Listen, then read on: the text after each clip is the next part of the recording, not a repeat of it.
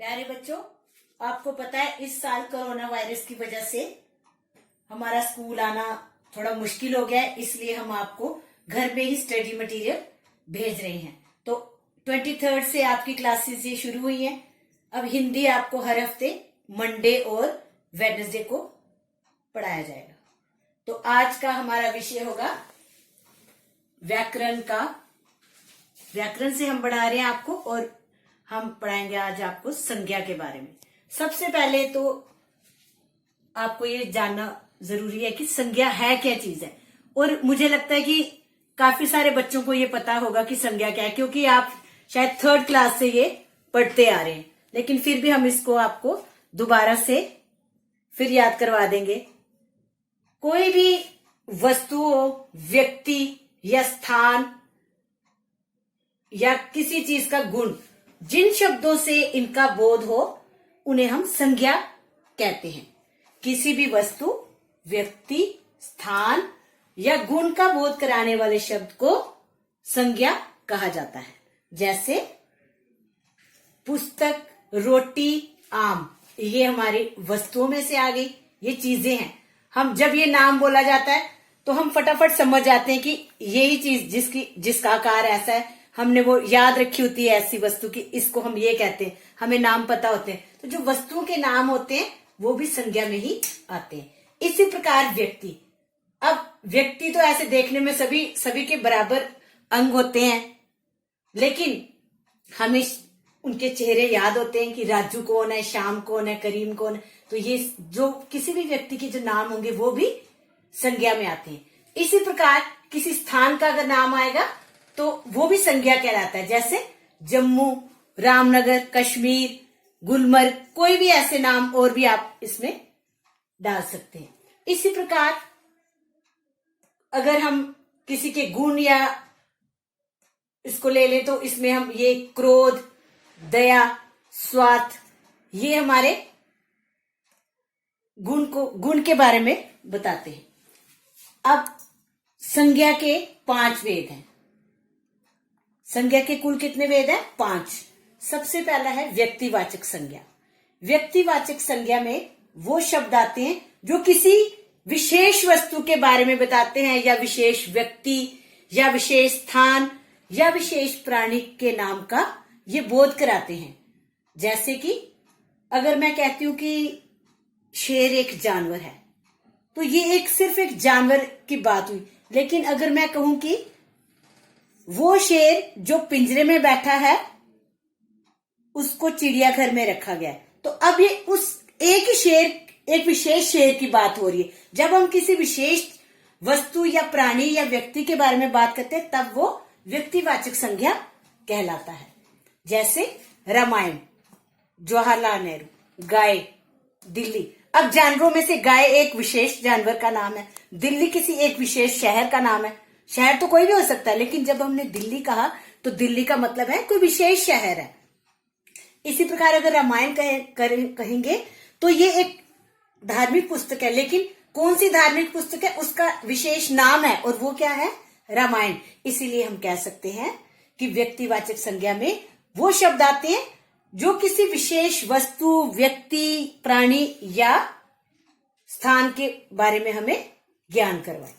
अब अगला आ गया जातिवाचक संज्ञा। जो शब्द किसी प्राणी, पदार्थ या समुदाय की पूरी जाति का बोध कराते हैं उन्हें हम जातिवाचक संज्ञा कहते हैं। जैसे मनुष्य। अब मनुष्य में तो बहुत सारे लोग आते हैं, ये पूरी जाति के बारे में बता रहे हैं, मानव के बारे में बता रहे हैं। अब ऐसे ही पर्वत भी है। अब पर्वत इस दुनिया में बहुत सारे हैं, हिमालय है, आल्प्स पर्वत है, कंचनजुंगा है। लेकिन जब हम खाली पर्वत कहेंगे तो वो जातिवाचक संज्ञा है। लेकिन जब हम पर्वत का नाम बता देते हैं कि हिमालय पर्वत भारत का सबसे ऊंचा पर्वत है, तो तब हम कौन सी संज्ञा की बात करें? जब हिमालय नाम आ गया तो व्यक्तिवाचक संज्ञा होगी, लेकिन जब सिंपल पर्वत कहेंगे तब इसका मतलब है वो जातिवाचक संज्ञा में आ गया। अगला हमारा है समूहवाचक संज्ञा। ऐसे शब्द जिनसे किसी समूह या समुदाय का ज्ञान होता है उन्हें हम समूहवाचक संज्ञा कहते हैं। जैसे कक्षा, परिवार, सेना, भीड़, अब कक्षा जो है, ये पूरे बहुत सारे बच्चे जो एक कक्षा में पढ़ते हैं, उनके लिए हम अलग अलग नाम नहीं इस्तेमाल करते। उनको हम सिंपल कहते हैं कि ये 9वीं कक्षा है, ये 8वीं कक्षा है। तो अगर हमें कोई उनको सूचना भी देनी होती है तो हम कहते हैं कि उस कक्षा के विद्यार्थियों को ये सूचना दे रहे हैं। हम ये तो नहीं कहते कि वो दीपक, पंकज, ये सब पूरे सबके नाम नहीं लेते। हम उनको एक ही नाम देते हैं, सामूहिक नाम, और वो है कक्षा। इसी प्रकार परिवार में किसी के 5 सदस्य हो, 10 सदस्य हो, 6 सदस्य हो, लेकिन हम उनको एक सिंगल नाम जो देते हैं उसको हम परिवार कहते हैं। ऐसे ही फौज में जितने सारे लोग होंगे, सबके नाम अलग अलग नहीं लिए जाते, उनको एक सामूहिक रूप से सेना कहा जाता है। और जब बहुत सारे लोग हमें एक साथ दिखते हैं कहीं पर भी, रास्ते में या शहर में या कहीं पर भी, हम उसको भीड़ की तुलना उससे करते हैं, भीड़ उसको हम मानते हैं। अगला आ गया द्रव्यवाचक संज्ञा। जिन शब्दों से किसी पदार्थ या द्रव्य का बोध हो उन्हें हम द्रव्यवाचक संज्ञा कहते हैं। जो शब्द हमें किसी पदार्थ के बारे में ज्ञान कराते हैं वो द्रव्यवाचक संज्ञा कहलाते हैं। जैसे सोना क्या है? एक पदार्थ है, चांदी भी, लकड़ी भी, ऊन भी। जैसे हम कहेंगे कि ये वस्त्र ऊन से बने हुए हैं। वस्त्र तो कॉमन, ऐसे एक साधारण बात होगी जो सबके लिए है, लेकिन वस्त्र किससे बने हैं? ऊन से। इसका मतलब ये पदार्थ की बात हो रही, किस पदार्थ से बने हैं? हमारा मेज, कुर्सी लकड़ी से बना है या लोहे से बना है, तो तब हम किसी पदार्थ की बात कर रहे हैं। ऐसे ही सोने और चांदी को भी हम मान सकते हैं। अब भाववाचक संज्ञा। जो शब्द किसी गुण, दोष, भाव या स्वभाव का बोध कराते हैं उन्हें भाववाचक संज्ञा कहते हैं। गुण क्या हो गया? किसी के बारे में अच्छी बात, तो वो कैसे होगी? जैसे वो बहुत अच्छा बच्चा है, तो अच्छा क्या है? गुण है। दोष क्या हो गया? बहुत झूठ बोलता है। ये किसी के बारे में दोष की बात हो रही जब, तब हम जो उसके बुराई वाले जितनी भी बातें होंगी वो दोष में आती हैं। इसके बाद भाव, कि हमारे मन के अंदर क्या भाव है, या किसी के स्वभाव के बारे में अगर आपको पता चले कि उसका स्वभाव कैसा है, बड़ा विनम्र है या क्या है, वो सब भाववाचक संज्ञा में आते हैं। जैसे सुंदरता, बुढ़ापा, क्रोध, सहायता, ये सारे भाववाचक संज्ञा को प्रकट करते हैं। अब मैं आपको ऐसे कुछ वाक्य बताऊंगी, इसमें आपको ये बताना है कि कौन सा इसमें संज्ञा का शब्द है।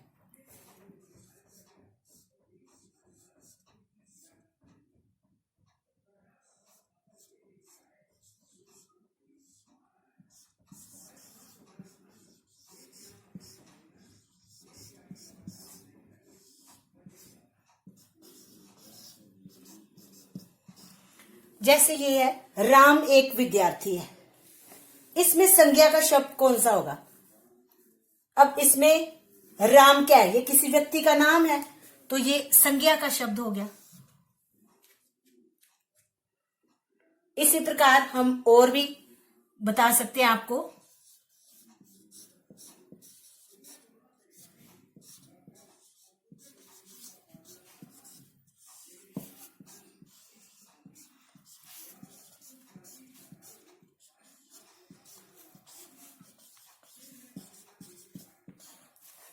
आम फलों का राजा है, इसमें आम क्या है?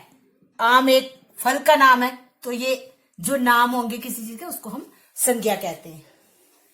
अब आपको घर से सभी बच्चों को ये गृह कार्य ये दिया जाएगा कि आपने एक तो संज्ञा की परिभाषा लिखनी भी है, याद भी करनी है, और उसके साथ साथ जो ये पांचों इसके भेद हैं, इनके आपने 5-5 उदाहरण लिखने हैं।